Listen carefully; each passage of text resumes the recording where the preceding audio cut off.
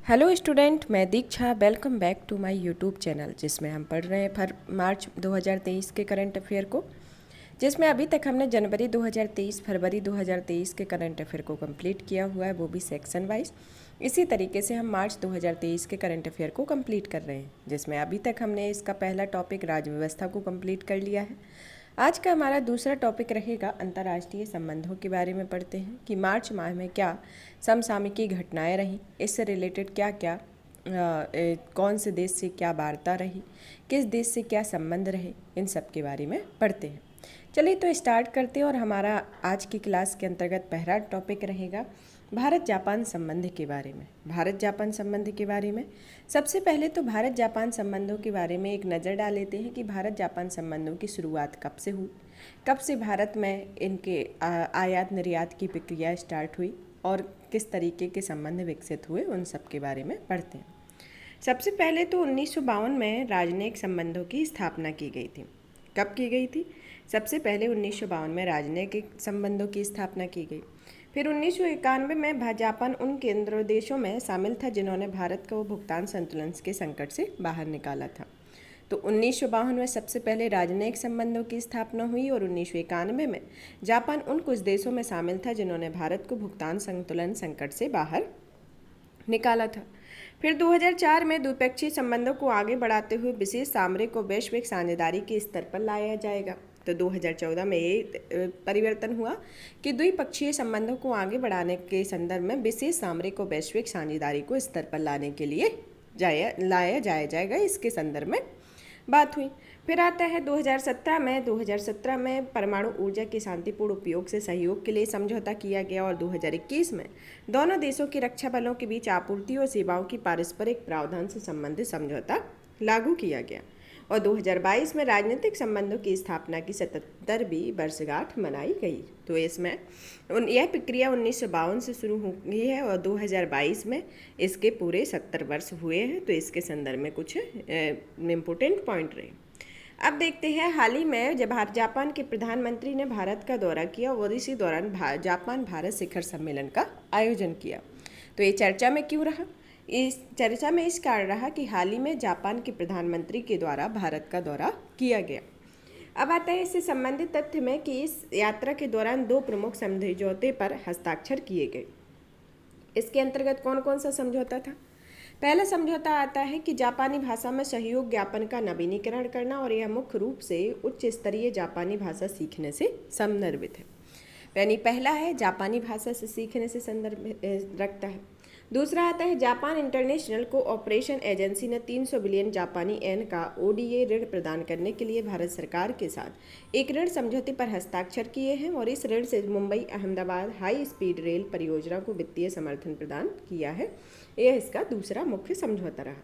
पहला तो ये कि वह जापान भाषा को सहयोग ज्ञापन का नवीनीकरण किया गया और दूसरा जापान इंटरनेशनल कोऑपरेशन एजेंसी ने 300 बिलियन जापानी येन का ओडीई ऋण प्रदान करने के लिए भारत सरकार के साथ एक ऋण समझौते पर हस्ताक्षर किए हैं और इस ऋण से Mumbai Ahmedabad high speed railway परियोजना को वित्तीय समर्थन प्रावधान किया जाएगा। तो इसके अंतर्गत दो प्रमुख समझौते हुए। भारत के लिए जापान का महत्व के बारे में पढ़ते हैं।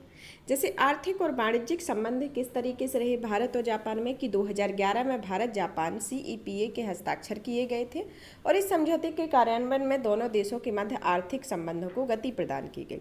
इसमें वित्त वर्ष 2021-22 में भारत के साथ जापान का कुल द्विपक्षीय व्यापार 20.57 बिलियन अमेरिकी डॉलर था और जो 2020 में भारत के साथ 12वां सबसे बड़ा व्यापारिक भागीदार था। भारत द्वारा जापान को किए जाने वाले प्राथमिक निर्यात में पेट्रोलियम उत्पाद, रसायन, एलिमेंट्स, यौगिक, गैर धात्विक खनिज, बर्तन, कपड़े और सहायक घटक आदि मदे इसमें शामिल रही हैं। जापान से भारत के प्राथमिक आयात मशीनरी, विद्युत मशीनरी, लौह इस्पात उत्पाद, प्लास्टिक सामग्री, अलोह धातुएं आदि मदे इसमें शामिल रहे। आधिकारिक विकास सहायता के संदर्भ में भारत जापान ओडीए का सबसे प्राप्तकर्ता रहा है और इसका अधिकांश हिस्सा बिजली, परिवहन, पर्यावरण और परियोजनाओं को बुनियादी ज़रूरतों से संबंधित परियोजनाओं को प्राप्त होता है और भारत के पूर्वोत्तर क्षेत्र के विकास के संदर्भ में इसका क्या सहयोग रहा। जापान एकमात्र ऐसा देश रहा जिसने अपने पूर्वोत्तर क्षेत्र में सामाजिक आर्थिक विकास के लिए परियोजनाओं के लिए मदद के लिए सक्रिय रूप से आमंत्रित किया है तथा भारत जापान ईस्ट फोरम के छठे संस्करण का आयोजन मार्च 2022 में किया गया था। इसमें पूर्वोत्तर भारत में कनेक्टिविटी परियोजनाओं पर ध्यान केंद्रित किया गया था। रक्षा साझेदारी के संदर्भ में रक्षा साझेदारी दोनों देशों के बीच रक्षा और सुरक्षा साझेदारी संबंधों का एक अभिन्न हिस्सा रहा। द्विपक्षीय रक्षा सहयोग को भारत जापान 2+2 संवाद के माध्यम से सुगम बनाया गया है। 2015 में जापान एक स्थायी सदस्य के रूप में मालाबार अभ्यास में शामिल हुआ था और मालाबार अभ्यास यूएसए, जापान, भारत, ऑस्ट्रेलिया के बीच एक नौसैनिक अभ्यास रहा। तो यह अभ्यास कब हुआ? 2015 में। और चीन के बारे में साझा चिंताओं को लेकर है कि भारत और जापान दोनों ही की चिंताएं लगभग समान रहती हैं। चीन की आक्रामकता इनके संबंधों पर प्रमुख सरोकार रही है। जैसे भारत और चीन एक लंबी और अनसुलझी सीमा साझा करते हैं और इस कारण इसके मध्य समय समय पर दबाव की स्थिति उत्पन्न होती है। इसी तरह जापान भी पूर्वी चीन सागर में चीन के दबाव का सामना कर रहा है। हिंद प्रशांत क्षेत्र में चीन के प्रभुत्व को कम करने के लिए दोनों देशों ने ऑस्ट्रेलिया के साथ मिलकर 2021 में सप्लाई चेन रिशियंस इनिशिएटिव शुरू किया गया है। इसके संदर्भ में समुद्र रक्षा क्षेत्र के सहयोग के संदर्भ में कि दोनों देशों ने हिंद प्रशांत क्षेत्र में रणनीतिक रूप से जुड़े हुए हैं और इन दोनों देशों में क्वाड या क्वाड्रिलेटरल सिक्योरिटी डायलॉग जैसे बहुपक्षीय संगठनों पर सहयोग का विस्तार किया है। जापान मुक्त और खुले हिंद प्रशांत की योजना के तहत पूर्वोत्तर भारत को शेष दक्षिण पूर्व एशिया के साथ एकीकृत करने की योजना कर रहा है और इस कनेक्टिविटी योजना में के तहत पूर्वोत्तर भारत के अलावा भूटान, नेपाल और बांग्लादेश भी इसमें शामिल होंगे। क्षेत्रीय कनेक्टिविटी संबंधी अम्ब्रेला परियोजना में एशिया अफ्रीका ग्रोथ कॉरिडोर जैसी परियोजनाओं को लेकर आपसी सहयोग भी शामिल है। सांस्कृतिक संबंधों को लेकर पूर्वी एशिया में बौद्ध धर्म के प्रसार के कारण सदियों में भारत और जापान के बीच सांस्कृतिक संबंध घनिष्ठ रहे हैं। सहयोग के अन्य क्षेत्रों के संदर्भ में इसमें भारत जापान डिजिटल पार्टनरशिप, आपदा जोखिम में कमी, कौशल विकास, द्विपक्षीय विज्ञान प्रौद्योगिकी या सहयोग या स्वास्थ्य देखभाल और sister state and sister city जैसे सहयोग इसमें शामिल रहे। भारत जापान संबंधों को लेकर जुड़ी चिंताएं जैसे आर्थिक क्षमता का पूरा इस्तेमाल न होना। आर्थिक मोर्चे पर दोनों देशों के संबंध उनकी क्षमताओं से काफ़ी कम है। जापान के कुल आयात का 24% चीन से आता है और जापान का कुल निर्यात 22% चीन को जाता है। इसके विपरीत जापान का कुल आयात 0.8% भारत से आता है और जापान के कुल निर्यात का 1.7% भारत को जाता है। इसके संदर्भ में इससे जुड़ी कुछ चिंताएं हैं जिसमें CEPA ने द्विपक्षीय व्यापार को बढ़ावा दिया है जो जापान के साथ भारत के व्यापार घाटे को भी बढ़ाया है। जिसमें भारत से सेवाओं के निर्यात को बाधित करने के प्रमुख कारक रहे जैसे भाषाई बाधाएं, जापान की अनूठी औद्योगिक संगठन प्रणाली और लंबी वीजा प्रक्रिया आदि इसके संदर्भ में रही है। FDI प्रभाव को सीमित करने के वाली प्रमुख कारकों में खराब बुनियादी ढांचा, सीमा शुल्क से संबंधित मुद्दे और खराब लॉजिस्टिक आदि शामिल हैं। यूक्रेन पर रूसी आक्रमण के मुद्दे पर असहमति को लेकर दोनों देशों के मध्य यूक्रेन पर रूसी आक्रमण को लेकर प्रतिक्रिया संबंधी मतभेद और आक्रमण के विरोध में जापान ने रूस के खिलाफ कड़े कदम उठाए। इन कदमों में रूसी संस्थाओं के खिलाफ प्रतिबंध भी शामिल है जिसमें भारत ने संघर्ष को हल करने के लिए कूटनीतिक मार्ग को अपनाया। AAG से पसंद है कि AAG से ने इसे 2017 में लॉन्च किया था और इसे बहुत ध्यान आकर्षित किया गया था कि क्योंकि यह चीन की बेल्ट एंड रोड इनिशिएटिव के विकल्प के तौर पर देख रहा है और यह अभी तक इनमें से कोई उपलब्धि प्राप्त नहीं हुई है।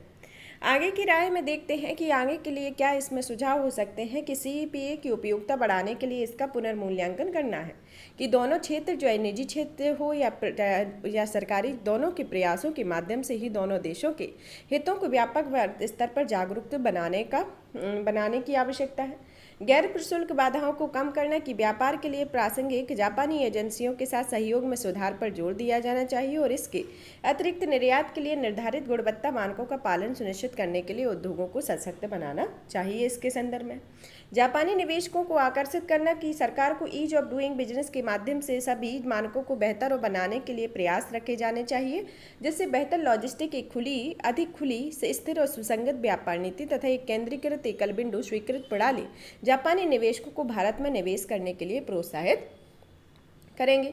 रणनीतिक और व्यावसायिक हितों को संतुलित करके एएजीसी पर विचार करना कि एएजीसी को और अधिक आकर्षक और लाभकारी बनाने के लिए इसमें संशोधन करने की आवश्यकता है। स्वच्छ ऊर्जा के सहयोग को बढ़ावा देने के संदर्भ में जापान एईटीआई में भारत को शामिल करके भारत के क्लीन एनर्जी ट्रांजैक्शन पहलों को समर्थन करता है।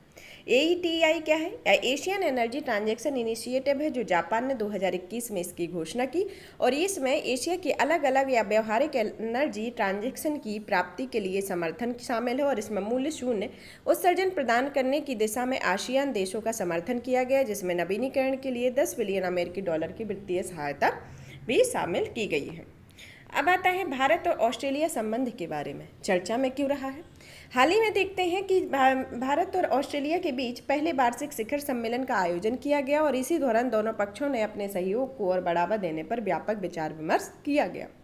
इस सम्मेलन से जुड़े तथ्यों में देखते हैं कि इस शिखर सम्मेलन को दोनों देशों ने व्यापक व्यापार समझौते, प्रवासन समझौते को अंतिम रूप देने और रक्षा सहयोग को बढ़ाने के तरीकों पर चर्चा की तथा खेल और ऑडियो विजुअल सह उत्पादन के सहयोग से समझौता ज्ञापन पर आदान प्रदान किया गया। अटल इनोवेशन मिशन, राष्ट्रमंडल वैज्ञानिक और औद्योगिक अनुसंधान संगठन के बीच आश्रय पत्र तथा India Australia solar task force के विचारार्थ विषय का आदान प्रदान किया गया। इसके पहले भारत और ऑस्ट्रेलिया ने योग्यता की पारंपरिक मान्यता के लिए एक रूपरेखा तंत्र पर हस्ताक्षर किए और इससे दोनों देशों के बीच छात्रों और पेशेवरों को आवागमन को सुलभ बनाने के लिए मदद मिलेगी। ऑस्ट्रेलिया और भारत के बीच जो सहयोग के क्षेत्र रहे, जैसे सबसे पहले देखते हैं व्यापार और आर्थिक संबंध के संदर्भ में। व्यापार और आर्थिक संदर्भ में भारत ऑस्ट्रेलिया का 9वां सबसे बड़ा व्यापारिक भागीदार देश है और ऑस्ट्रेलिया भारत का 17वां सबसे बड़ा व्यापारिक भागीदार देश है। भारत ऑस्ट्रेलिया को मुख्य रूप से निम्नलिखित वस्तुओं का उत्पादों पर निर्यात करता है, जैसे परिष्कृत पेट्रोलियम, फार्मास्यूटिकल उत्पाद, मोती और रत्न, आभूषण निर्मित आदि होते हैं। भारत ऑस्ट्रेलिया को मुख्य रूप से निम्नलिखित उत्पादों का आयात करता है, जैसे कोयला, तांबा, अयस्क, कॉपर कॉन्स्टेंट, प्राकृतिक गैस, लोहे अपशिष्ट या स्क्रैप आदि आते हैं। और 2022 में दोनों देशों ने आर्थिक सहयोग और व्यापार समझौते पर हस्ताक्षर किए हैं। इसके तहत एक दूसरे को शुल्क मुक्त पहुंच प्रदान कर रहे हैं, साथ ही सेवाओं में संबंधित व्यापार को बढ़ावा देने के लिए नियमों को ढील दी जा रही है। इसके संदर्भ में क्षेत्रीय और बहुपक्षीय सहयोग के बारे में ऑस्ट्रेलिया ने संयुक्त राष्ट्र सुरक्षा परिषद के विस्तार की दिशा में भारत की सदस्यता का समर्थन किया और दोनों देश G20 राष्ट्रमंडल, IOR, ARC, आसियान क्षेत्रीय मंत्री मंच, अंतर्राष्ट्रीय सौर गठबंधन के सदस्यों और दोनों देशों ने पूर्वी एशिया शिखर सम्मेलन में भाग लिया है।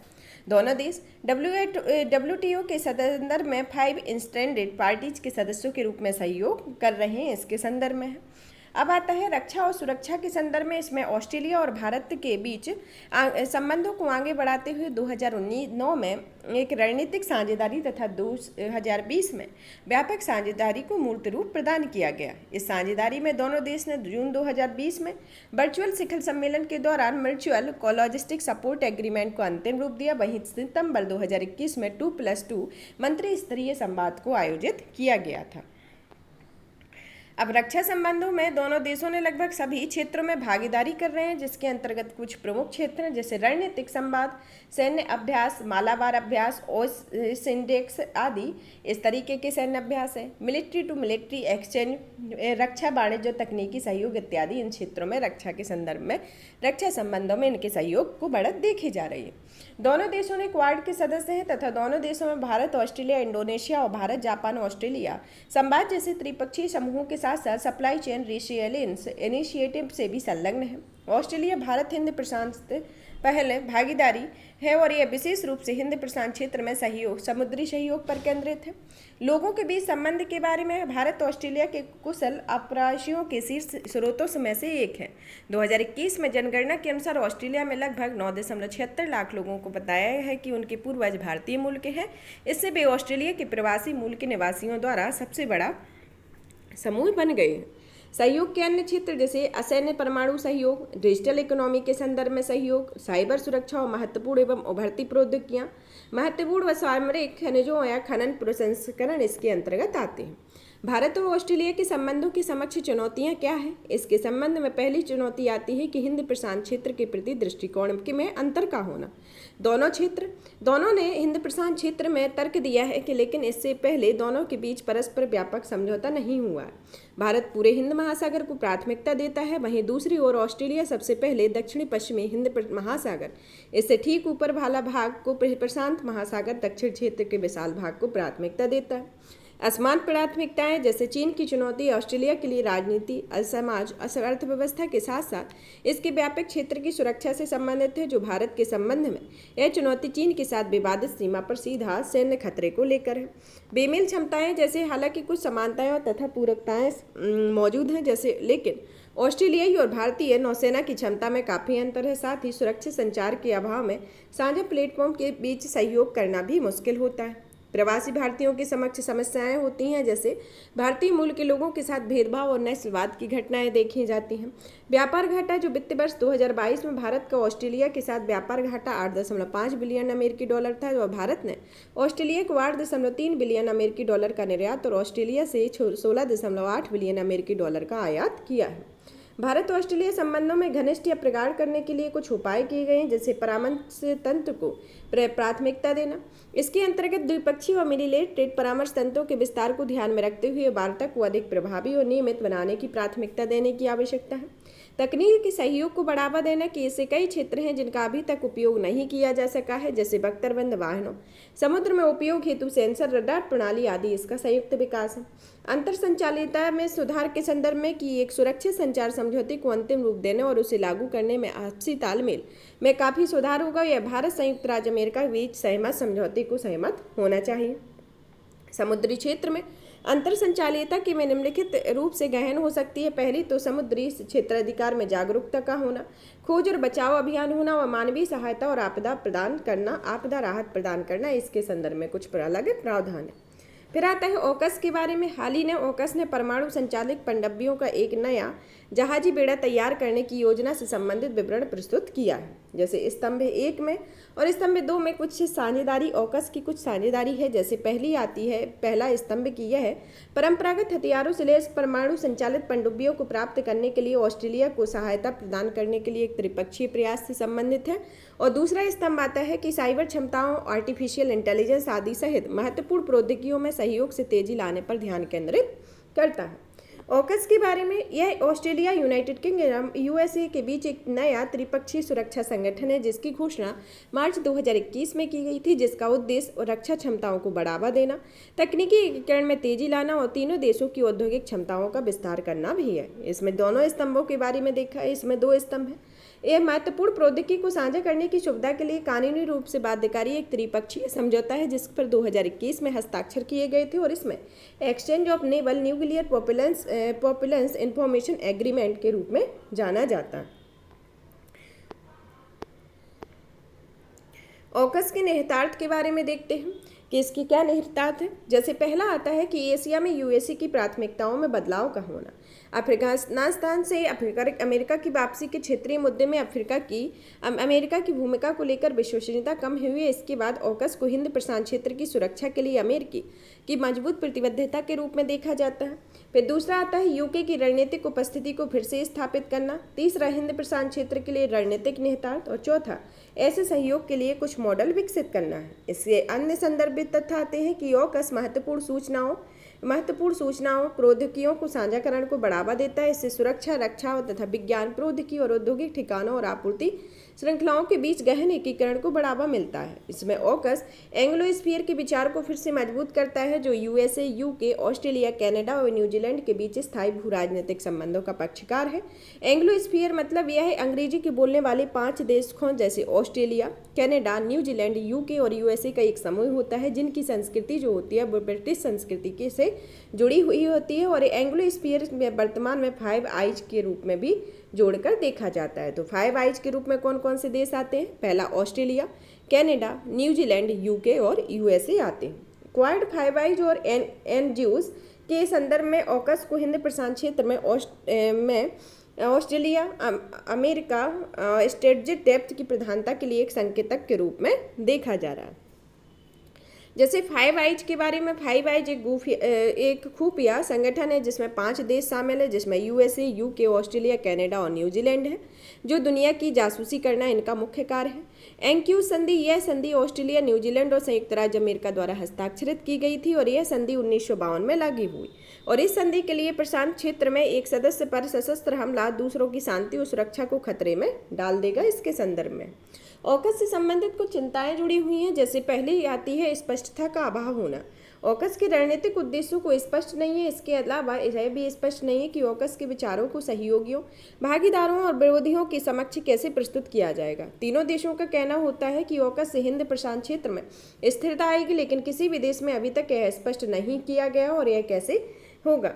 परमाणु अप्रसार संधि के उद्देश्यों के प्रतिकूल प्रभाव को लेकर यह ऑकस के चलते ऑस्ट्रेलिया को अपने परमाणु सामग्री को IAEA की जांच के दायरे में बाहर रखना पड़ेगा, जिससे ऐसा तर्क दिया जाता है कि ऑस्ट्रेलिया गैर परमाणु हथियार वाला पैरल देश बन जाएगा, जो NPT की भावना और उद्देश्यों को दोनों को कमजोर करेगा। चीन का विरोध के संदर्भ में, इसमें विशेषज्ञों द्वारा चिंता जताई जा रही है कि दक्षिण चीन सागर और पूर्वी चीन सागर जैसे विवादित क्षेत्रों में चीन की आक्रामकता को बढ़ा सकते हैं। ट्रांस अटलांटिक संबंधों में व्यापक विभाजन के संदर्भ में, इसमें यूएसए और यूरोप के बीच ट्रांस अटलांटिक संबंधों में विभाजन को बढ़ाया जा सकता है। इंटेलिजेंस शेयरिंग और से जुड़ी प्रभुता संबंधी चिंताएं, जैसे ऑस्ट्रेलियाई आलोचकों का प्रश्न रहा है कि उनका देश संप्रभुता से बहुत अधिक समझौता कर रहा है और ऐसा इसलिए कहा जा रहा है क्योंकि ऑस्ट्रेलिया अपने शक्तिशाली सैन्य उपकरणों के लिए ऑकस गठबंधन संरचना से गहराई से जुड़ चुका है।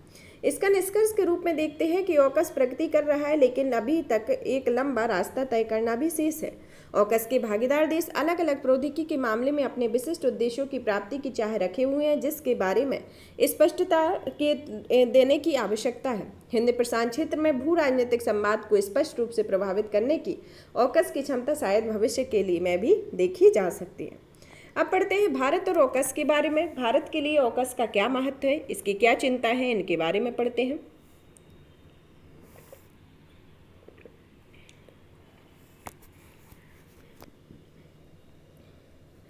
भारत के लिए ऑकस का महत्व भू रणनीतिक क्षेत्र में क्वाड का पूरक है। यह क्वाड की एक बड़ा परिवर्तनकारी गठबंधन हो सकता है, साथ ही एक साझा खतरे के रूप में चीन से निपटने हेतु क्वाड की एकीकृत क्षमता को बढ़ा सकता है।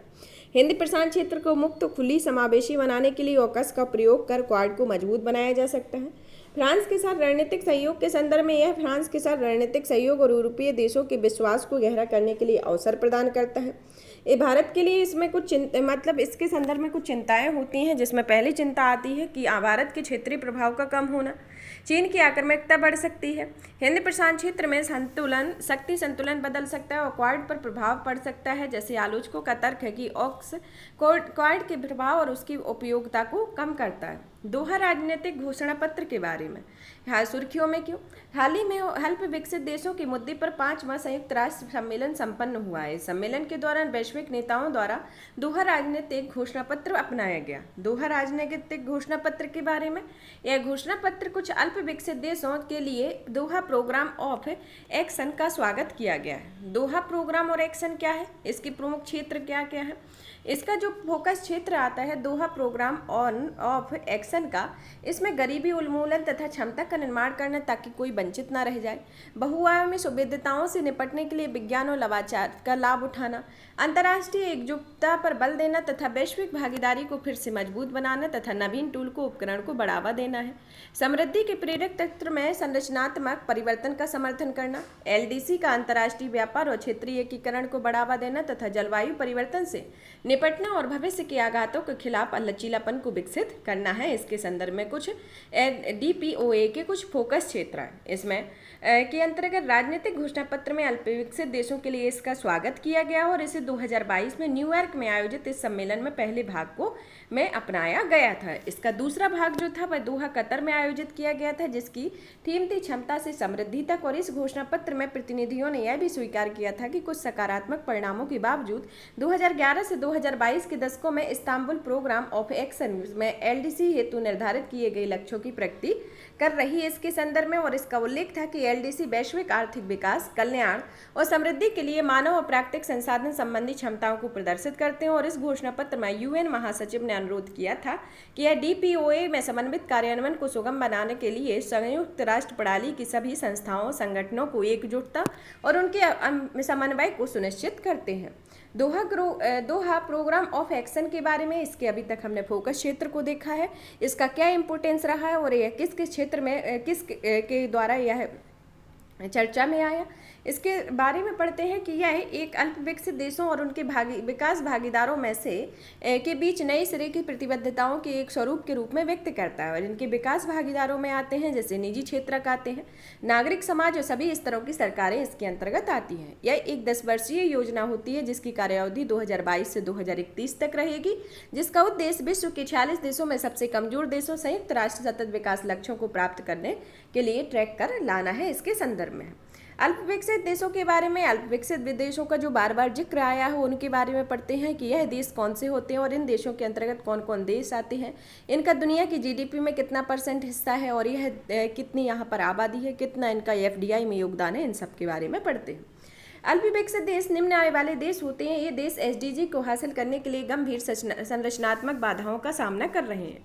ये देश आर्थिक और पर्यावरणीय आघात और नुकसान के प्रति संवेदनशील होते हैं और यहाँ पर मानव संपदा का स्तर भी निम्न होता है। वर्तमान में एलडीसी में 46 देश शामिल हैं, जिसमें अफ्रीका महाद्वीप के 33, एशिया के 9 और कैरिबियन क्षेत्र का 1 और प्रशांत क्षेत्र के 9 देश इसमें शामिल है। इस सूची की समीक्षा कमेटी फॉर डेवलपमेंट द्वारा प्रत्येक 3 वर्ष के लिए की जाती है और यह समिति संयुक्त राष्ट्र आर्थिक सामाजिक परिषद की एक सहायक संस्था के रूप में कार्य करती है। एलडीसी के निर्धारित मानदंड के बारे में, यह सीडीपी की निर्धारित मानदंडों को उपयोग करने के लिए पात्र देशों को शामिल करने की सिफारिश करता है। इसके अंतर्गत प्रति व्यक्ति सकल राष्ट्रीय आय के संदर्भ में यह आय की स्थिति और किसी देश के उपलब्ध संसाधनों के समग्र स्तर के बारे में जानकारी प्रदान करती है। मानव संपत्ति सूचकांक के अंतर्गत इसमें 6 संकेतक है, जिसमें स्वास्थ्य और शिक्षा को उप सूचकांक में बांटा गया है। आर्थिक पर्यावरणीय सुवेद्यता सूचकांक के अंतर्गत इसे 8 क्षेत्रों में वर्गीकृत किया गया है। इसमें आर्थिक और पर्यावरणीय उप सूचकांक के रूप में भी वर्गीकृत किया गया है। जैसे इसमें दुनिया की लगभग 40% करीब आबादी इन्हीं देशों में है जो यहाँ के अल्प विकसित देश हैं। अल्प विकसित देश कितने हैं? टोटल 46 हैं, जिसमें अफ्रीका महाद्वीप में सबसे ज़्यादा 33 है, एशिया महाद्वीप के 9 है, कैरिबियन क्षेत्र का 1 है और प्रशांत क्षेत्र में 3 आते हैं। और दोनों देशों का 13% आबादी है। इनका वैश्विक सकल घरेलू उत्पाद लगभग 1.3% योगदान है और इनका वैश्विक व्यापार और एफडीआई में योगदान 1% से कम है और इनकी आबादी के केवल 5वें हिस्से के पास ही इंटरनेट की पहुंच है। इसके संदर्भ में इनकी कुछ प्रमुख विशेषताएं। अब आता है आर्थिक और पर्यावरणीय सुवेद्यता सूचकांक के बारे में। इसके अंतर्गत आर्थिक सुवेद्यता और पर्यावरणीय सुवेद्यता सूचकांक। आर्थिक सुवेद्यता सूचकांक जीडीपी में कृषि, वानिकी, मत्स्य पालन की हिस्सेदारी इसके संदर्भ में एक सूचकांक होता है। दूसरा आता है दूरस्थता और स्थल रुद्धता के बारे में, और वस्तु निर्यात में बहुलता और वस्तुओं और सेवाओं के निर्यात में उतार चढ़ाव की अस्थिरता इसमें आर्थिक सुवेद्यता सूचकांक के अंतर्गत आता है। पर्यावरणीय सुवेद्यता सूचकांक क्या आता है? जैसे निचले तटीय क्षेत्रों में आबादी का हिस्सा, शुष्क भूमि में रहने वाले आबादी का हिस्सा, कृषि उत्पादन में अस्थिरता और आपदाओं से पीड़ित लोग इसके संदर्भ में आते हैं पर्यावरणीय सुवेद्यता सूचकांक के अंतर्गत। अब आता है मानव संपत्ति सूचकांक। मानव संपत्ति सूचकांक इसके जो उप सूचकांक है, जैसे स्वास्थ्य सूचकांक और शिक्षा सूचकांक। स्वास्थ्य सूचकांक के अंतर्गत आता है कि 5 वर्ष से कम आयु के बच्चों की मृत्यु दर, स्टंटिंग या ठिंगनापन की व्यापकता और मातृ मृत्यु दर ये स्वास्थ्य सूचकांक के अंतर्गत आते हैं। शिक्षा सूचकांक के अंतर्गत आते हैं जैसे माध्यमिक विद्यालय में सकल नामांकन अनुपात, वयस्क साक्षरता दर और माध्यमिक विद्यालय में सकल नामांकन के मामले में लैंगिक समानता सूचकांक इसके अंतर्गत आते हैं। अब आता है अल्प विकसित देशों को सहायता उपलब्ध कराने के लिए कुछ पहले स्टार्ट की गई हैं। उसके अंतर्गत पहली पहल आती है व्यापार से संबंधित अंतर्राष्ट्रीय समर्थन उपाय के बारे में। यह उपाय वस्तुओं एवं सेवाओं तथा सेवाओं की आपूर्ति के लिए अधिमान्य बाजार पहुंच प्रदान करते हैं और इसके अलावा इसमें WTO के नियमों के तहत दायित्वों के बारे में विशिष्ट आचरण और व्यवहार के कुछ क्षेत्रीय समझौते भी इसके अंतर्गत शामिल होते हैं। वित्तीय और तकनीकी सहायता के संदर्भ में, इसके संदर्भ में संयुक्त राष्ट्र विकास कार्यक्रम, इसके अंतर्गत प्रमुख संसाधनों के आवंटन के लिए प्रति व्यक्ति आय और जनसंख्या प्राथमिक मानदंड होता है। संयुक्त राष्ट्र व्यापार और विकास सम्मेलन या अंकटाड के बारे में, इसके लिए अल्प विकसित देशों की सहायता करते हैं या निम्नलिखित क्षेत्रों में सहायता करता है। पहला क्षेत्र आता है संरचनात्मक आर्थिक परिवर्तन लाने के लिए, दूसरा आता है उत्पादक क्षमता बढ़ाने के लिए, तीसरा है गरीबी को कम करने के लिए और चौथा प्रतिकूल कारकों के प्रति लचीला करने के संदर्भ में बनाने के संदर्भ में इसके कुछ प्रावधान किए गए। अंतर्राष्ट्रीय मंचों पर एलडीसी के बारे में, अंतर्राष्ट्रीय मंचों में भाग लेने के लिए उनकी मदद करने के लिए समर्थन के कई उपाय किए गए हैं जो संयुक्त राष्ट्र के बजट में योगदान करने की अधिकतम निर्धारित सीमा को छूट और वार्ताकारों के क्षमता निर्माण आदि से संबंधित होता है। और अल्प विकसित देशों के लिए एक कोष निर्मित किया गया है जो एलडीसी को अधिक मजबूत और भविष्य की तैयारियों के लिए सक्षम बनाने के लाता है। और यह कोष प्राप्तकर्ता देशों को प्राथमिकता वाले क्षेत्रों और इकोसिस्टम से जलवायु परिवर्तन की संवेदनशीलता को कम करने में मदद करता है, इसके संदर्भ में आता है। अब आता है इससे संक्षिप्त सुर्खियों के बारे में पढ़ते हैं। इसके संदर्भ में पहली आती है अंतर्राष्ट्रीय आपराधिक न्यायालय के बारे में, आईसीसी। यूक्रेन में युद्ध अपराधों के लिए व्लादिमीर पुतिन के खिलाफ गिरफ्तारी वारंट जारी किया गया है। युद्ध के अपराध को निर्धारित करने के सिद्धांत के बारे में सबसे पहले पढ़ते हैं। इसमें आती है जैसे अनुपातिकता, सावधानी और अंतर। इन सब के बारे में अनुपातिकता क्या बरतनी होती है, यह संभावी कार्यवाही के रूप में अत्यंत अहिंसक हमले के लिए सेनाओं को रोकती है। इस सिद्धांत के तहत संघर्ष में शामिल पक्षों में अपेक्षा की जाती है कि वे नागरिक आबादी को नुकसान नहीं पहुंचाए और इससे कम करने की कोशिश करें। और इसमें अंतर होता है कि नागरिक आबादी और संघर्षरत लोगों को ऑब्जेक्ट के बीच अंतर किया जाना चाहिए, इसके संदर्भ में है। आईसीसी का कहना है कि फरवरी 2022 में पूर्ण आक्रमण के बाद यूक्रेन बच्चों के अपहरण और निर्वासन के अपराध के लिए पुतिन व्यक्तिगत रूप से जिम्मेदार हैं, क्योंकि वहां पदासीन राष्ट्राध्यक्षों को गिरफ्तार करने और उन पर मुकदमा चलाने की कोई शक्ति नहीं है। इसके संदर्भ में युद्ध अपराध में संघर्ष के दौरान कुछ मानवीय कानूनों को गंभीर उल्लंघन किया गया है कि युद्ध अपराध के अलावा इसमें 1949 के जेनेवा कन्वेंशन की देन है, जिसमें युद्ध अपराधों को यातना देना, अंग भंग करना, शारीरिक दंड देना, बंधक बनाना और आतंकवाद के कृत्य शामिल इसके अंतर्गत शामिल है। अंतर्राष्ट्रीय आपराधिक न्यायालय के बारे में और अंतर्राष्ट्रीय न्यायालय के बारे में क्या डिफरेंस है, इनका गठन क्या होता है। अंतर्राष्ट्रीय आपराधिक न्यायालय का गठन रोम संधि के द्वारा होता है और यह संयुक्त राष्ट्र का अंग नहीं है।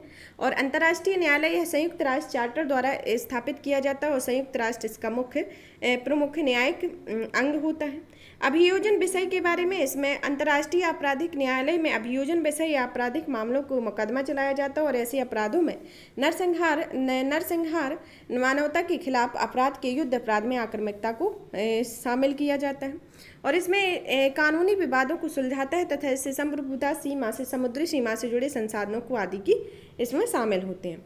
इसमें पक्षकार देश होते हैं। इसमें भारत यूएसए के इसके सदस्य नहीं है, भारत रूस और यूएसए इसके सदस्य नहीं हो, और इसमें भारत आईसीजी का सदस्य है। क्षेत्राधिकार के अंतर्गत इसमें व्यक्तियों के आपराधिक मुकदमा चलाया जाता है। इसमें दो प्रकार के आईसीजी में दो प्रकार के क्षेत्राधिकार होते हैं, जिसमें एक होता है कानूनी विवाद जो राष्ट्रों द्वारा लाए गए वो सलाहकारी राय होती है, और इसके क्षेत्राधिकार में युद्ध अपराधों और मानवता के खिलाफ अपराधों के आरोपियों को मुकदमा चलाना का शामिल नहीं होता है। इसकी न्यायिक संरचना में न्यायिक सदस्य 18 होते हैं जो 9 वर्षों के कार्यकाल के लिए चुने जाते हैं, और ये न्यायाधीश दूसरे कार्यकाल के लिए नहीं चुने जाते। और इसमें आईसीजी में इसमें 15 न्यायाधीश होते हैं जो 9 वर्षों के कार्यकाल के लिए चुने जाते हैं और 2 और कार्यकालों के लिए चुने जाते हैं। इसमें जो अपील की जाती है वह अपील के चैम्बर के द्वारा की जा सकती है, और इसमें आईसीजी के निर्णय के खिलाफ अपील का कोई प्रावधान नहीं किया गया है। तो इन दोनों में ये डिफरेंस है। अब आता है बहुपक्षीय अंतरिम अपील मध्यस्थता व्यवस्था के बारे में। यह व्यवस्था जापान में शामिल होने वाला इसमें प्रमुख देश है जो अभी नवीनतम देश है। इन देशों में MPIA विश्व व्यापार संगठन से संबंधित विवादों को हल करने के लिए एक वैकल्पिक प्रणाली है, और इसका गठन 2020 में हुआ था। और यह WTO की अपीलीय निकाय के सक्रिय नहीं रहने की स्थिति में WTO सदस्यों द्वारा दायर अपील की सुनवाई करती है, और इसमें WTO के सदस्य देश विश्व व्यापार संगठन विवाद निपटान समझौते के अनुच्छेद 25 के तहत MPIA में विवाद ले जा सकते हैं। WTO का कोई भी सदस्य विवाद निपटान निकाय को सूचित करके MPIA में शामिल हो सकता है, और भारत अभी तक MPIA का सदस्य नहीं है। विवाद निपटान निकाय WTO के सभी सदस्य देशों में प्रतिनिधि मिलकर बने होते हैं। WTO के विवाद निपटान प्रक्रिया के 3 मुख्य चरण हैं, जिसके अंतर्गत पहला चरण आता है कि विवाद में शामिल पक्षकारों के बीच विचार विमर्श होता है। दूसरा आता है कि पैनल में अपीलीय निकाय द्वारा अधिनिर्णय होता है और निर्णय का कार्यान्वयन इसके अंतर्गत होता है। अब आता है अंतर्राष्ट्रीय मुद्रा कोष के बारे में। अंतर्राष्ट्रीय मुद्रा कोष IMF ने श्रीलंका के $3 बिलियन के बेल आउट पैकेज की मंजूरी दी हुई है। IMF कि बेल आउट को आमतौर पर एक वित्तीय पैकेज, संरचनात्मक सुधार पैकेज और ऋण संबंधी विशेष शर्तों को शामिल होती है। संरचनात्मक सुधार पैकेज के तहत उधार लेने वाले देश को घरेलू आर्थिक सुधार करने होते हैं। इसके संदर्भ में है जिसमें भारत, जापान, चीन के वित्त पोषण आश्वासन प्रदान करके श्रीलंका के लिए IMF सहायता सुनिश्चित कराने में महत्वपूर्ण भूमिका निभाई। और ये तीनों देश श्रीलंका के 3 सबसे बड़े द्विपक्षीय कर्जदाता देश भी हैं, जो भारत और जापान में पेरिस क्लब के सदस्य हैं। IMF की अन्य प्रमुख ऋण सुविधाएं, जैसे पहली आती है स्टैंड बाय अरेंजमेंट के बारे में। यह किसी देश की बाहरी वित्तीय जरूरतों के लिए अल्पकालिक वित्त पोषण के एक समायोजित नीतियों का समर्थन करने के लिए दी जाती है। दूसरी आती है फ्लेक्सिबल क्रेडिट लाइन। तीसरी आती है स्टैंड बाय क्रेडिट फैसिलिटी। चौथी आती है एक्सटेंडेड क्रेडिट फैसिलिटी। और पांचवी आती है फ्रीक्वेंसीज एंड लिक्विडिटी लाइन। यह उन देशों को उपलब्ध होती है जिनकी बुनियादी आर्थिक स्थिति मजबूत तो है, लेकिन उनमें कुछ कमजोरियां भी हैं, और ये कमजोरियां उन्हें फ्लेक्सिबल क्रेडिट लाइन का उपयोग करने से रोकती हैं। अब पढ़ते हैं IMF के बारे में। IMF क्या है? IMF 1994 में ब्रिटेन वुड्स द्वारा सम्मेलन में स्थापित किया गया था। यह विश्व बैंक के समूह के शामिल होने के योग्य होने के लिए देशों में IMF में शामिल होते हैं। इसका मुख्यालय वाशिंगटन DC में है, और इसमें वर्तमान में जो सदस्य देश हैं उसमें भारत भी शामिल है। और यह वर्ल्ड इकोनॉमिक आउटलुक और वैश्विक वित्तीय स्थिरता रिपोर्ट इसके द्वारा जारी की जाती है। अब आता है न्यू डेवलपमेंट बैंक के बारे में। न्यू डेवलपमेंट बैंक का मुख्यालय शंघाई चीन में है, और यह इसे फोर्टुलेजा में आयोजित छठे ब्रिक्स सम्मेलन 2014 के दौरान हस्ताक्षरित समझौते के पर स्थापित किया गया था। और इस बैंक ने 2015 में अपना कामकाज शुरू किया था, और इसका उद्देश्य उभरते बाजारों और विकासशील देशों में अवसंरचना और संधारणीय विकास परियोजनाओं के लिए संसाधन जुटाना है। इसके सदस्य देश में आते हैं ब्राज़ील, रूस, चीन, साउथ अफ्रीका, बांग्लादेश, सऊदी अरब और अमारात और मिस्र, और भारत इसके सदस्य देश हैं। इसके बारे में जो न्यूज़ रही है वह NDP के बोर्ड ऑफ गवर्नेंस ने सर्वसम्मति से ब्राज़ील के पूर्व राष्ट्रपति को अपना नया अध्यक्ष चुना है। तो NDP के बोर्ड के ऑफ गवर्नेंस में जो पहले इनके अध्यक्ष बने, कौन से अध्यक्ष बनाए गए हैं? श्रीमती डिल्मा बना रूसेफ, जो ब्राज़ील के पूर्व राष्ट्रपति हैं, इसको न्यू डेवलपमेंट के अध्यक्ष नियुक्त किए गए हैं। अब आता है भारत और बांग्लादेश संबंधों के बारे में। भारत और बांग्लादेश के बारे में। भारत और बांग्लादेश ने सीमा पार ऊर्जा पाइपलाइन का उद्घाटन किया। भारत बांग्लादेश मैत्री पाइपलाइन भारत बांग्लादेश के बीच पहली सीमा पार ऊर्जा पाइपलाइन है। यह पाइपलाइन भारत के सिलीगुड़ी को बांग्लादेश के पार्वतीपुर से जोड़ेगी, और यह 1 मिलियन मेट्रिक टन वार्षिक हाई स्पीड डीजल की आपूर्ति करने के लिए सक्षम है। यह दोनों देशों के बीच ऊर्जा सहयोग को बढ़ावा देती है, जिससे उनके भारत और उसके पड़ोसी देशों की सीमा पार ऊर्जा पाइपलाइन के संदर्भ में रहेगा। दक्षिण एशिया की ऊर्जा पहलों के संदर्भ में भारत की प्रमुख पहलें कौन कौन सी हैं? पहली आती है भारत अफगानिस्तान, नेपाल और भूटान में जल विद्युत परियोजनाओं का विकास कर रहा है। इसकी एक प्रमुख उदाहरण जैसे अफगानिस्तान में अफगानिस्तान भारत मैत्री बांध, जिससे सलमा बांध का निर्माण करना, यह इन तीनों देशों के मध्य है, जिसमें भारत भी शामिल है। फिर आता है गैर नवीनीकरण और अन्य नवीनीकरण ऊर्जा विद्युत संयंत्र स्थापित किए जा रहे हैं, जैसे नेपाल में कोयला आधारित मैत्री विद्युत संयंत्र स्थापित करना। प्रभावी नीतिगत संवाद और क्षमता निर्माण के लिए south Asia group of energy की शुरुआत की गई है, या SEC की शुरुआत की गई।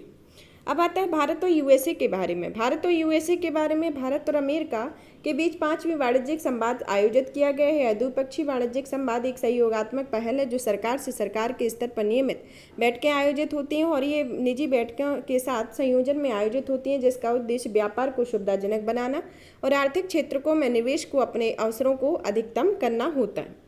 वाणिज्य संवाद के कुछ मुख्य निष्कर्ष हैं कि पहला आता है आपूर्ति श्रृंखला में लचीलेपन का निर्माण। इसके अंतर्गत सेमीकंडक्टर आपूर्ति श्रृंखला तथा नवोन्वेषी साझेदारी की स्थापना से संबंधित एक समझौते ज्ञापन पर हस्ताक्षर किए गए हैं, और यह समझौता ज्ञापन भारत के सेमीकंडक्टर मिशन और अमेरिका के चिप्स एंड साइंस एक्ट को देखते हुए अति महत्वपूर्ण है। फिर आते हैं जलवायु और स्वच्छ प्रौद्योगिकी सहयोग को सुगम बनाना, जैसे कि दोनों देशों ने ग्लोबल बायोफ्यूल एलायंस और हाइड्रोजन प्रौद्योगिकियों में मिलकर कार्य किया है। क्लीन EDGE एशिया पहल में अमेरिकी उद्योग की भागीदारी को सुविधाजनक बनाने के लिए US India energy industry network की घोषणा की गई है। अब आता है महामारी के बाद व्यापार आर्थिक सुधार, विशेष रूप से लघु और मध्यम उद्यमों के संदर्भ में उद्यमों के लिए कि प्रतिभा नवाचार समावेशी विकास के लिए कार्य समूह गठन की घोषणा की गई है। यह यात्रा पर्यटन और SME की सहायता के लिए करने के लिए ये यात्रा और पर्यटन कार्य समूह को फिर से लॉन्च करने की इच्छा प्रकट की है। फिर इसके संदर्भ में कुछ अन्य प्रावधान आते हैं कि इसमें निर्यात नियंत्रित प्रौद्योगिकी हस्तांतरण जैसे विषयों, रणनीतिक व्यापार वार्ता की शुरुआत की योजना की और दोनों देशों ने 6G सहित दूरसंचार के क्षेत्र में अगली पीढ़ी के मानकों को विकसित करने के लिए मिलकर कार्य करने के लिए रुचि प्रदर्शित की है। अब आता है रायसीना डायलॉग 2023 के बारे में। यह एक बहुपक्षीय सम्मेलन है। इसका आयोजन 2016 से नई दिल्ली में प्रतिवर्ष किया जाता है। यह वैश्विक समुदाय के समक्ष विद्यमान सर्वाधिक चुनौतीपूर्ण मुद्दों को संबोधित करता है। इसका नाम रायसीना पहाड़ी के नाम पर रखा गया है। इस पहाड़ी को राष्ट्रपति भवन या अन्य प्रमुख सरकारी कार्यालय में स्थित है, जिसका कारण भारत सरकार का सत्ता आसन भी कहा जाता है। और प्रेजेंट में इसकी मेजबानी विदेश मंत्रालय के सहयोग से ऑब्जर्वर रिसर्च फाउंडेशन के द्वारा की जाती है। कोलंबो सिक्योरिटी कॉन्क्लेव के बारे में। यह भारतीय तटरक्षक बल ने कोलंबो सिक्योरिटी कॉन्क्लेव के तहत टेबल टॉप एक्सरसाइज के 4थे संस्करण का आयोजन किया गया, जिसका गठन 2011 में किया गया था। यह भारत, श्रीलंका और मालदीव के बीच एक त्रिपक्षीय सुरक्षा समूह है और इसमें मॉरिशस चौथे सदस्य के रूप में शामिल हुआ है और इसमें बांग्लादेश और सेशेल्स को पर्यवेक्षक देश का दर्जा दिया गया है, जिसका उद्देश्य क्षेत्र के लिए समुद्री सुरक्षा, समुद्री प्रदूषण के खिलाफ प्रक्रिया और समुद्री खोज और बचाव हेतु प्राथमिकता को निर्धारित करना है। UNSCR 2396 के बारे में। यह संयुक्त राज्य अमेरिका के ब्यूरो ऑफ काउंटर टेररिज्म ने कंट्री रिपोर्ट ऑन टेररिज्म 2021 का एक शीर्षक जारी किया है। इस रिपोर्ट में 2021 में आतंकवादी संगठनों की गतिविधियों का पता लगाने, उन्हें रोकने और कम करने के प्रयासों के लिए भारत की प्रशंसा की गई है। यूरोपीय मुक्त व्यापार संघ के बारे में। सरकार ने यूरोपीय मुक्त व्यापार देशों के लिए स्वर्ण में कोई भी शुल्क रियायत देने या बौद्धिक संपदा अधिकार व्यवस्था में ढील देने से इनकार कर दिया है। यह EFTA आइसलैंड, लिechtenstein, नॉर्वे, स्विट्जरलैंड का एक अंतर्राष्ट्रीय संगठन है, जिसकी स्थापना 1960 में की गई थी। अब आता है Windsor framework. Windsor framework Brexit के बाद के व्यापार नियमों पर यूनाइटेड किंगडम की सरकार और यूरोपीय संघ के बीच एक ऐतिहासिक समझौते की सहमति बनी है। इस समझौते के तहत उत्तरी आयरलैंड के साथ वस्तुओं के व्यापार को शासित किया जाएगा। यह Windsor framework northern Ireland protocol का स्थान लेगा। इसके 2 महत्वपूर्ण पहलू हैं। पहला पहलू आता है कि वस्तुओं के व्यापार को आसान बनाने के लिए ग्रीन लेन और रेड लेन सिस्टम की शुरुआत की जाएगी और स्ट्रोमॉर्ट ब्रेक के माध्यम से ही उत्तरी आयरलैंड के विधि निर्माताओं और लंदन और यूरोपीय संघ के ऐसे किसी भी नियम पर वीटो करने की अनुमति दी गई है। अब आता है ऑपरेशन इंटरफ्लेक्स के बारे में। ऑपरेशन इंटरफ्लेक्स यूनाइटेड किंगडम ने यूक्रेन को सैन्य सहायता और समर्थन के लिए $2.3 बिलियन पाउंड की प्रतिबद्धता प्रकट की है और यह ऑपरेशन इंटरफ्लेक्स इसकी प्रतिबद्धता का एक हिस्सा है। इसके तहत UK तथा अन्य देशों जैसे Canada, New Zealand, Australia, Norway, Denmark, Finland, Sweden, Lithuania और नीदरलैंड यूक्रेन की सीमाओं को प्रशिक्षण दे रही है। ऑपरेशन इंटरफ्लेक्स के बारे में यहाँ पर यह अंतर्राष्ट्रीय संबंधों का टॉपिक फिनिश होता है। और भी इसी तरीके की वीडियो को देखने के लिए चैनल को लाइक करें, सब्सक्राइब करें, शेयर करें। धन्यवाद।